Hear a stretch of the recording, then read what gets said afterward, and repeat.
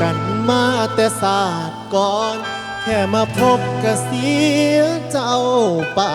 ต้องสละคำว่าตลอดไปอ้ายยอม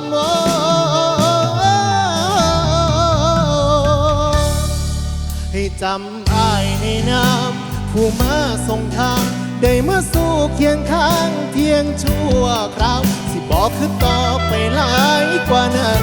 ให้เจ้าพอทาง